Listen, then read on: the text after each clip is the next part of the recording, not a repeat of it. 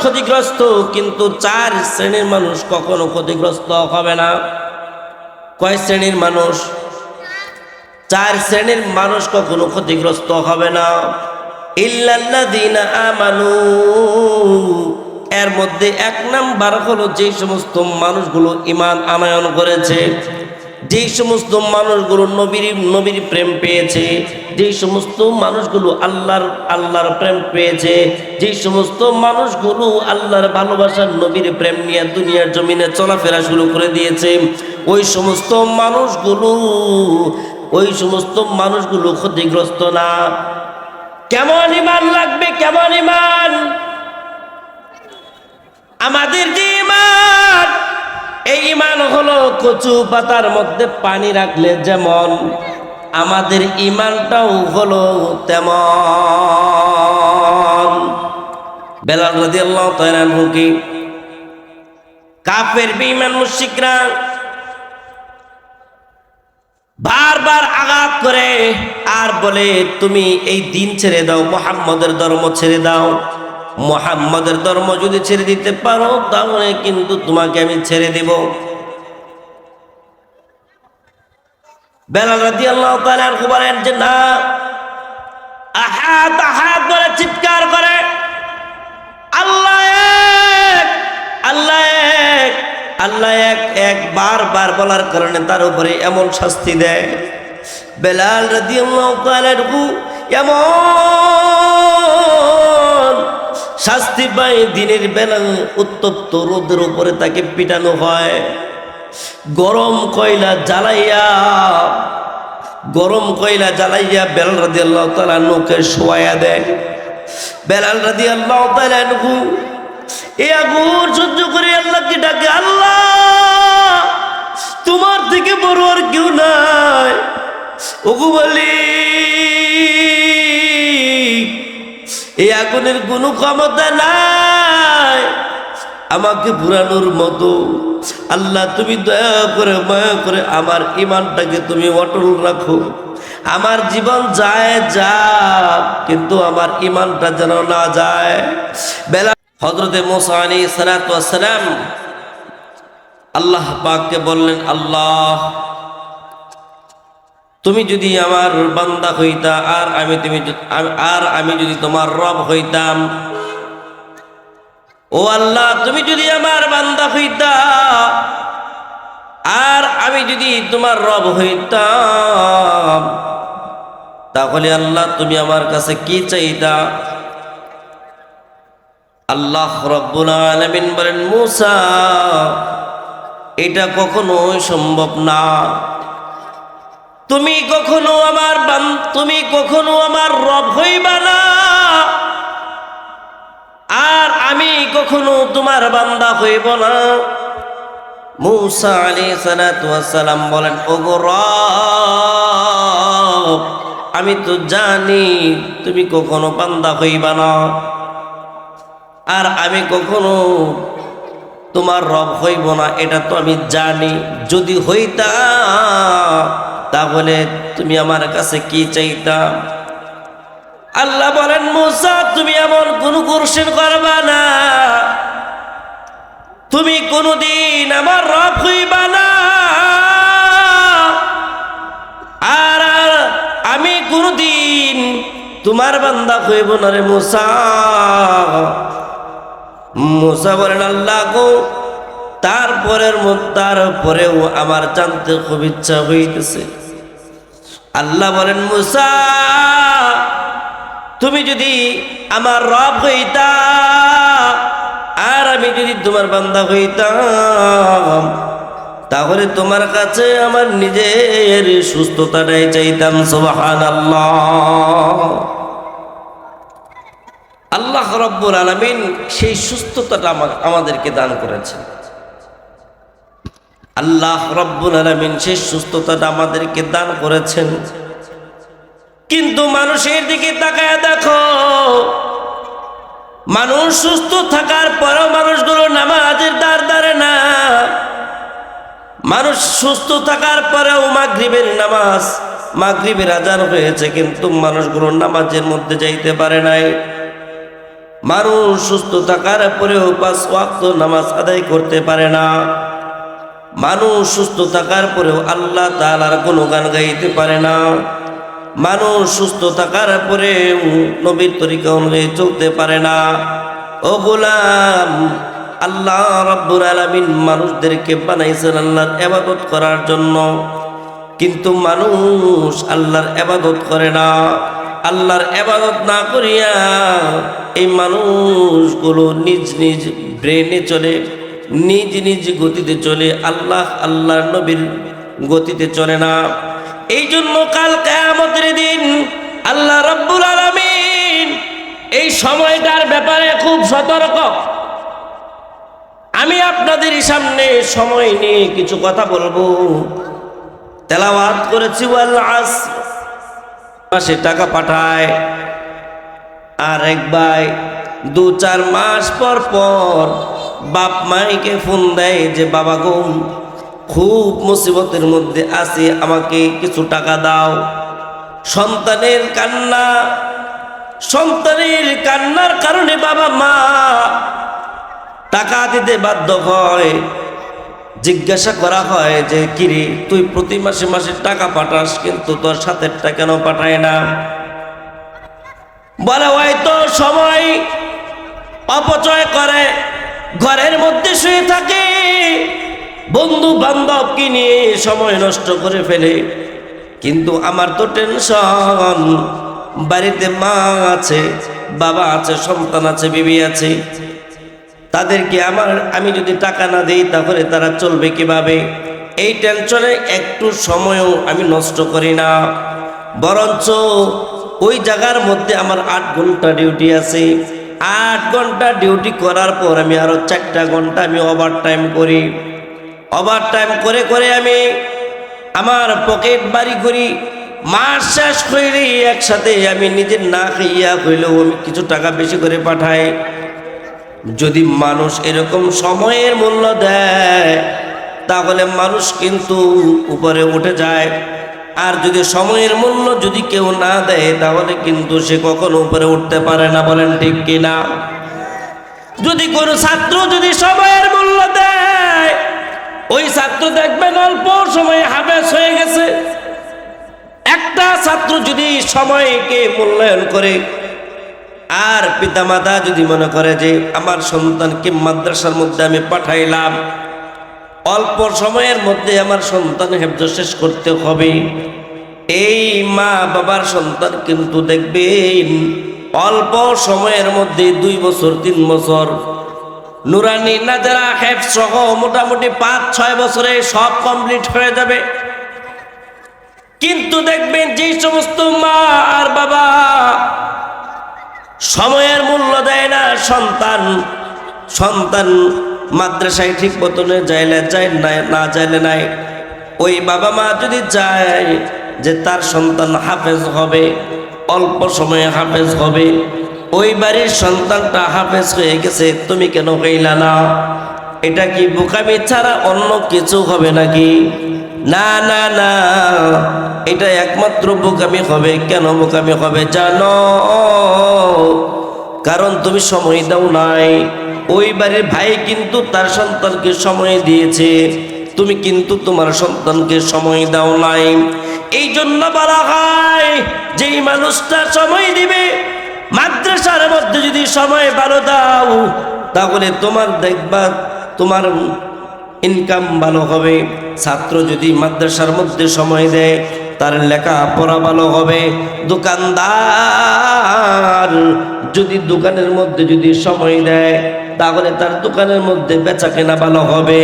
কোন মানুষ যদি চাকরির মধ্যে ভালো সময় দেয় তার প্রমোশন ভালো হবে।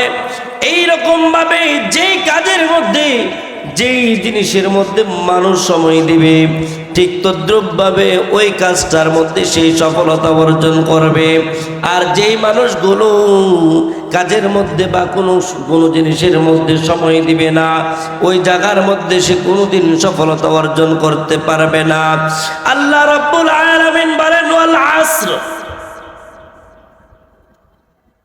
কসম করে বলেন দুনিয়ার কোনো মানুষের কাছে কসম করা যাবে না, দুনিয়ার কারো কাছে কসম করা যাবে না, একমাত্র মালিকের কসম করতে হবে। মালিকের থেকে বড় দুনিয়ার জমিনে আর কেউ নাই। আল্লাহ তাআলা থেকে বড় কেউ দুনিয়ার জমিনে আছে নাকি? না না না, আল্লাহ তাআলার থেকে বড় দুনিয়ার জমিনে কেউ নাই। এই জন্য আল্লাহ রাব্বুল আলামিন বলেন, মা বাবার কসম খাওয়া যাবে না, বন্ধু বান্ধবের কসম খাওয়া যাবে না, দুনিয়ার অন্য কোনো কিছুর কসম খাওয়া যাবে না। একমাত্র কসম যদি তুমি খাইতে হয়, তাহলে তুমি একমাত্র আমার মালিক আমার আল্লাহর কসম খাইতে হবে।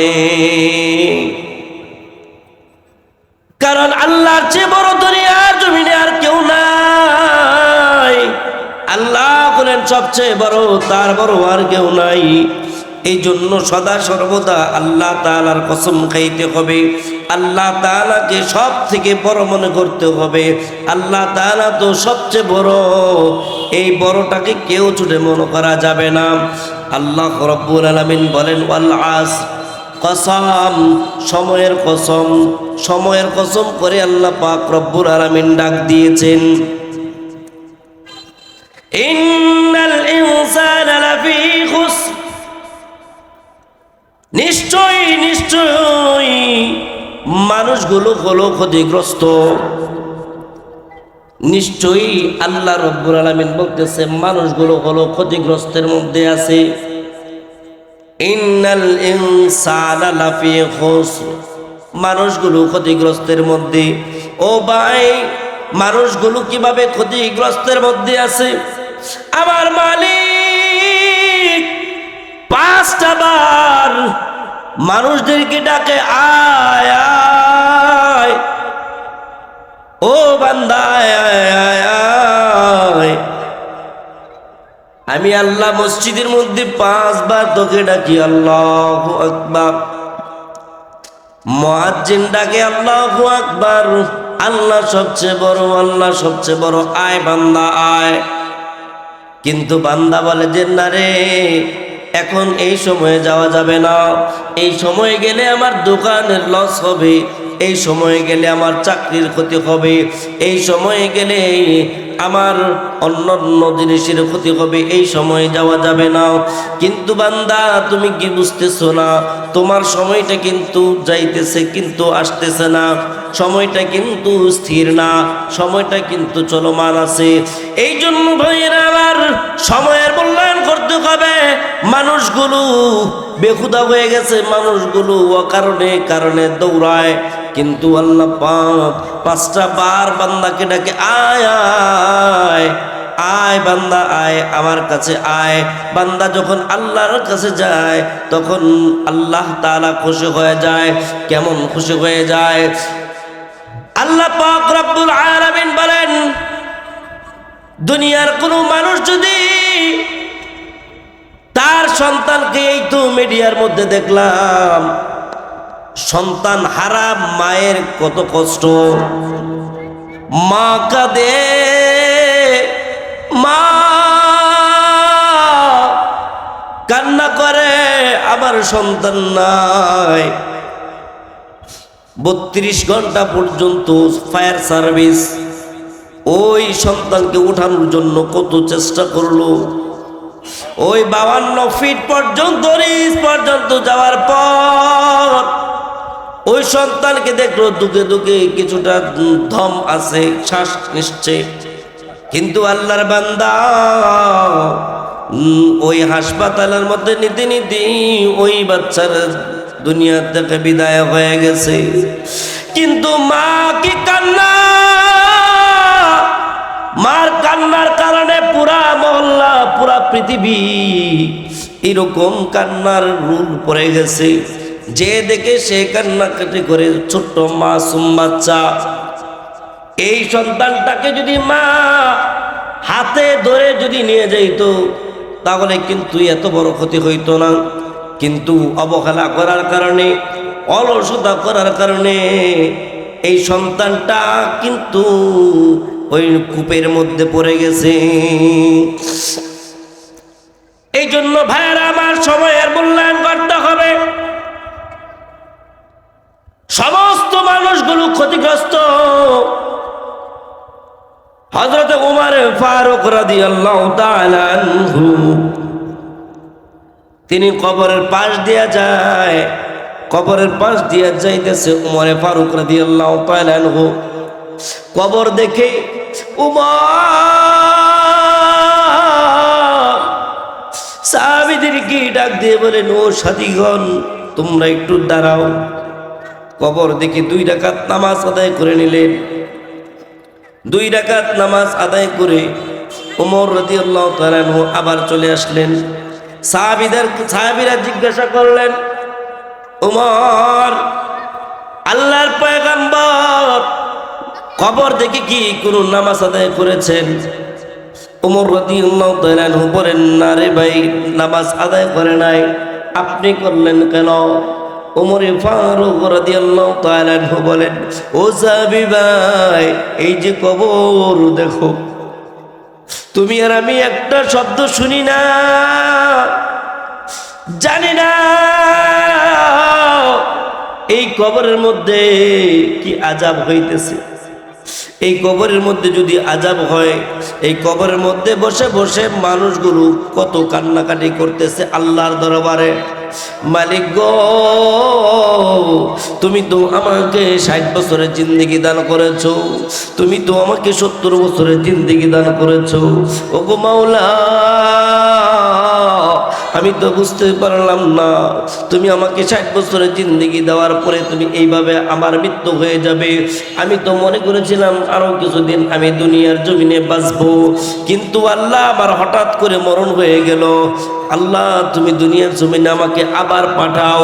আমি দুনিয়ার জমিনে যাওয়ার পর আমি 5 ওয়াক্ত নামাজ পড়ব, কোরআন তেলাওয়াত করব, তাসবিহ তাহলিল করব, আমি ইশরাকের নামাজ পড়ব, আমি আওয়াবিনের নামাজ আদায় করব, আমি সলাতুল হাজাত পড়ব, আমি তাহাজ্জুদের নামাজ আদায় করব।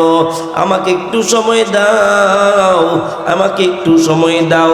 আল্লাহ রাব্বুল আলামিন বলেন, বান্দা 60 বছর 70 বছর তোমাকে আমি সময় দিলাম, কিন্তু ওই সময়টার মধ্যে তুমি আমাকে ভালোবাসলা না, আমাকে তুমি ডাকলা না। ওরে বান্দা, তুমি যদি ওই সময়টার মধ্যে আমাকে ডাকতা, ওই সময় যদি তুমি আমাকে ভালোবাসা দিতা, ওই সময় যদি তুমি আমার হুকুমগুলো মানতা, আজকে তোমার এমন শাস্তি হইতো না, আজকে তোমার এমন অবস্থা হইতো না, তোমার মৃত্যু হইতে দেরি হইতো, আমি আল্লাহ রাব্বুল আলামিন তোমাকে জান্নাত দিতে দেরি করতাম না। বলেন সুবহানাল্লাহ। আমার দয়ার মালিক, মায়ার মালিক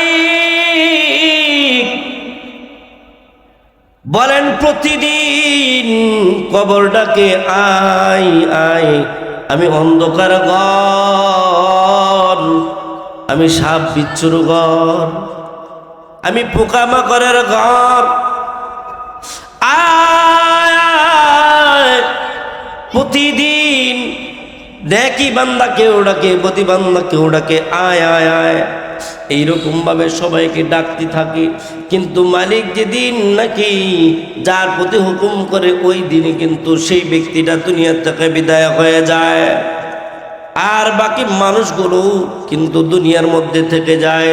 যেই সমস্ত মানুষগুলো নেকের কাজ করে, যেই সমস্ত মানুষগুলো 5 ওয়াক্ত নামাজি, পরহেজগার, দিনদারি, নবীর সুন্নত ওয়ালা, আল্লাহ তাআলার হুকুম মাননেওয়ালা মানুষগুলো আছে, এই মানুষগুলোর জন্য আল্লাহর কাছে এই মাটিটা পর্যন্ত আল্লাহ তাআলার কাছে দোয়া করে। বলেন সুবহানাল্লাহ।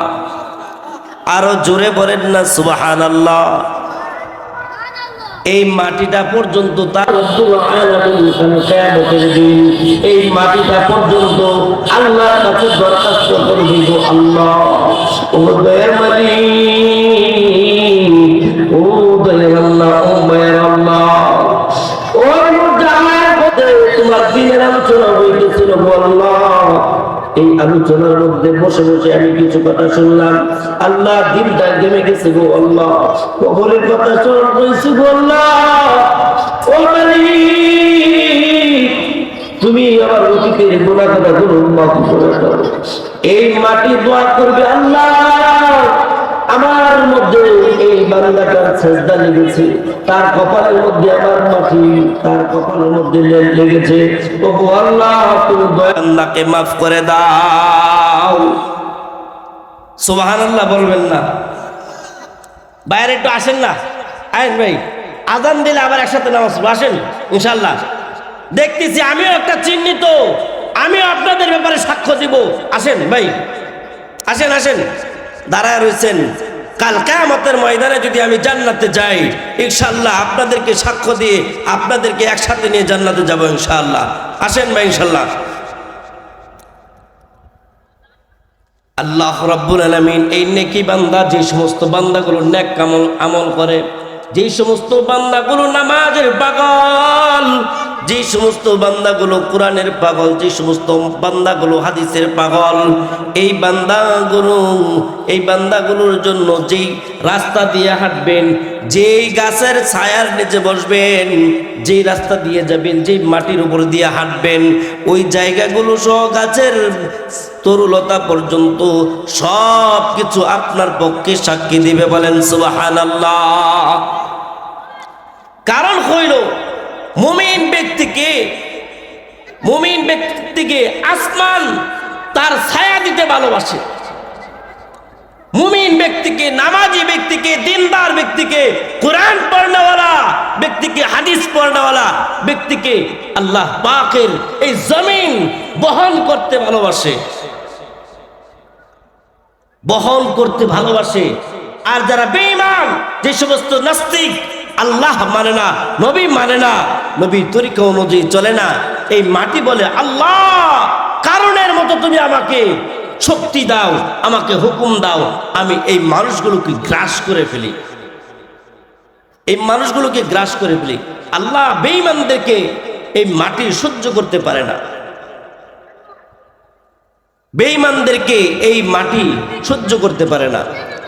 এই মাটি হলো ইমানদারের মাটি, এই মাটি হলো মুত্তাকিদের মাটি, এই মাটি হলো আল্লাহ ওয়ালাদের মাটি। বলেন ঠিক কিনা? এই মাটি, এটা হলো আল্লাহ ওয়ালাদের মাটি। মান ক্বালা লা ইলাহা ইল্লাল্লাহ ফাদাখালাল জান্নাহ, যে ব্যক্তি একবার ঈমান ও ইয়াকিনের সাথে কালেমা পড়বে, সেই ব্যক্তি জান্নাতে যাবে। কিন্তু এই মানুষগুলোকে আল্লাহ পাক রব্বুল আলামিন জান্নাতে দিবে। কিন্তু যেই সমস্ত মানুষগুলো আল্লাহ মানে না, আল্লাহর নবীকে মানে না, ওই সমস্ত মানুষগুলো কিন্তু জান্নাতে যাইতে পারবে না। কিন্তু বলতে পারেন ওই সমস্ত মানুষগুলো তো দুনিয়ার জমিনের মধ্যে চলাফেরা করে। আল্লাহ বলেন যে চলুক, চলতে চলতে চলতে চলতে দেখবেন কিছু হিন্দু ভাইয়েরা, কিছু বিধর্মী ভাইয়েরা, এই সমস্ত আল্লাহ না মান্যওয়ালা ভাইয়েরা দেখবেন একদিন, 2 দিন, 3 দিন, কয়েকদিন পর মসজিদের ইমাম সাহেবের কাছে ঘরের আখলিয়া সহ বিবি সহ বলে, হুজুর আমি চাই আমার সন্তান, বিবি, বাল বাচ্চা সহ আমি মুসলমান হয়ে যাব। আল্লাহ রাব্বুল আলামিন এরকম ভাবে একটা সুযোগ দেয়। আল্লাহ রাব্বুল আলামিন বলেন, ইন্নাল ইনসানা লাফি খুসর, সমস্ত মানুষ হলো ক্ষতিগ্রস্তের মধ্যে। ওমর বলেন, ও সাহাবীরা, এই যে তুমি কবরটা দেখতেছো, এই কবরের মধ্যে কিন্তু তারা জিকির আজকার করতে পারে না। এই কবরের মধ্যে ইচ্ছা করলে তারা কিন্তু নামাজ পড়তে পারে না। এই কবরের মানুষ ইচ্ছা করলে তারা কিন্তু আল্লাহকে ডেকে তারা কোনো ইবাদত করতে পারে না, কারণ তাদের ইবাদত করার টাইম শেষ হয়ে গেছে।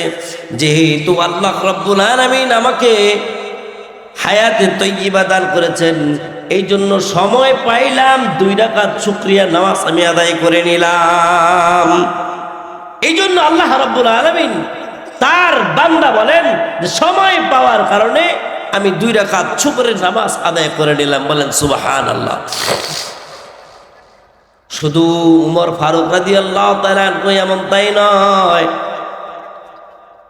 মুহাম্মাদুর রাসূলুল্লাহ সাল্লাল্লাহু আলাইহি ওয়াসাল্লাম আয়েশা সিদ্দিকা রাদিয়াল্লাহু তাআলা আনহার ঘরের মধ্যে গেলেন, শয়ন করবেন, রাত্রি হয়ে গেছে, ঘুমাবেন।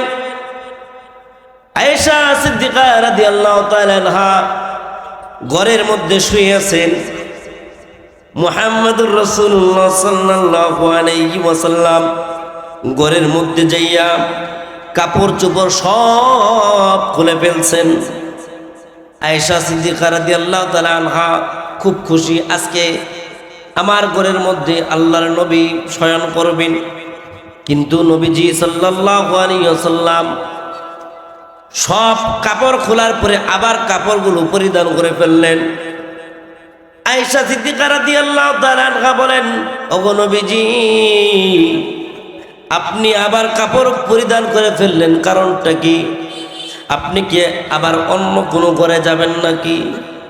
আজকে তো আমার সময়, এই সময়টা অন্য কাউকে দেওয়া যাবে না। আল্লাহর পয়গম্বর চুপ হয়ে গেলেন।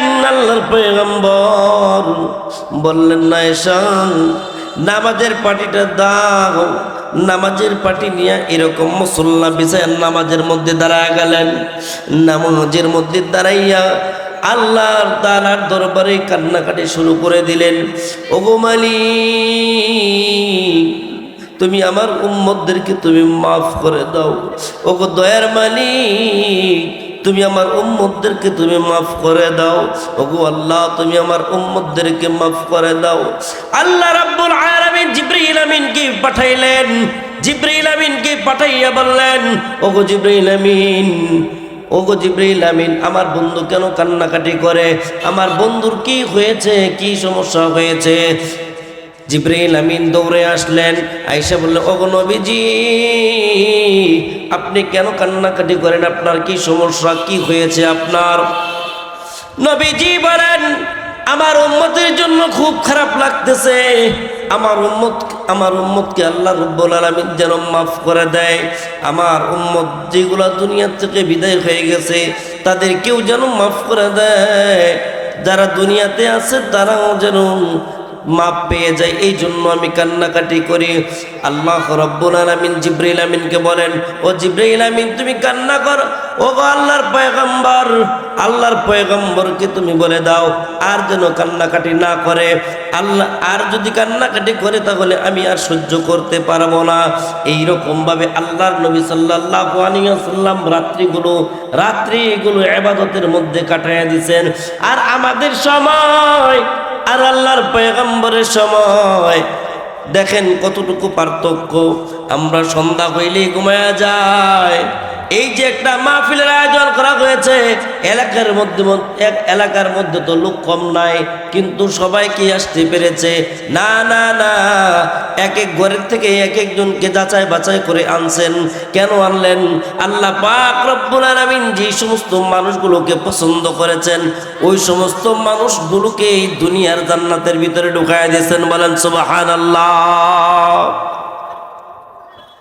আল্লাহ রাব্বুল আলামিন বলেন, ইন্নাল ইনসানা লাফি খুসর ইল্লাল্লাযীনা আমানু।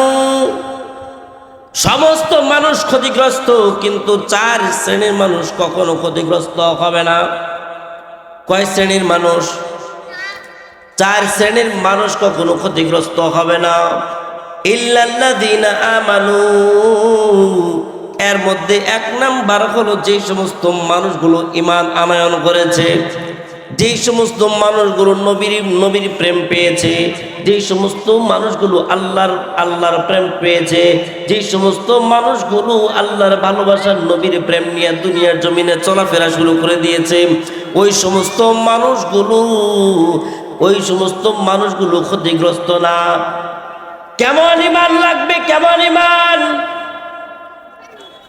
আমাদের যে ঈমান, এই ঈমান হলো কচু পাতার মধ্যে পানি রাখলে যেমন, আমাদের ঈমানটাও হলো তেমন।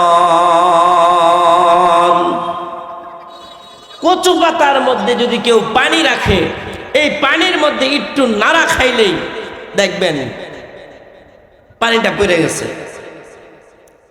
আমাদের ঈমানও ঠিক তেমনি।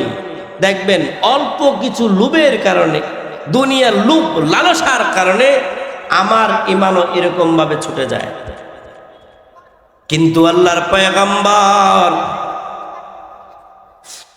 ওই মেরাজ রজনীতে টক টক টক টক এরকম কিছু আওয়াজ পাইলেন।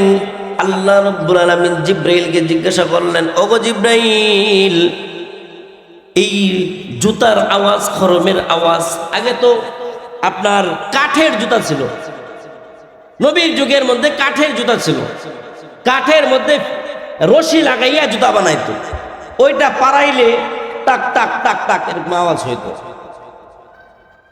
তো আল্লাহর পয়গম্বর সাল্লাল্লাহু আলাইহি ওয়াসাল্লাম যখন মেরাজে গেলেন, মেরাজে যাইয়া দেখেন এরকম টক টক টক টক একটা আওয়াজ পাওয়া যায়। আল্লাহর পয়গম্বর জিব্রাইল আমিনকে জিজ্ঞাসা করলেন, ওগো জিব্রাইল, এই জান্নাতের মধ্যে কার আওয়াজ পাওয়া যায়? আমার এই পায়ের আওয়াজটা কেমন জানি পরিচিত পরিচিত লাগতেছে। আল্লাহর পয়গম্বর জিব্রাইল আমিনকে বলেন, এটা কার পায়ের আওয়াজ? জিব্রাইল আমিন বলেন, ওগো নবীজি, এটা আর কারো পাওনা, এটা আপনার প্রিয় সাহাবী হযরত বেলাল রাদিয়াল্লাহু তাআলা আনহু। সুবহানাল্লাহ, সুবহানাল্লাহর আওয়াজটা কম দিবেন, তার মানে তার থেকে বেশি বেলাল রাদিয়াল্লাহু তাআলা আনহুর থেকে সবচেয়ে বেশি ইমানের তাগিদ আমাদের, তাই না? এই জন্য সুবহানাল্লাহর আওয়াজটা আসতে হয়েছে।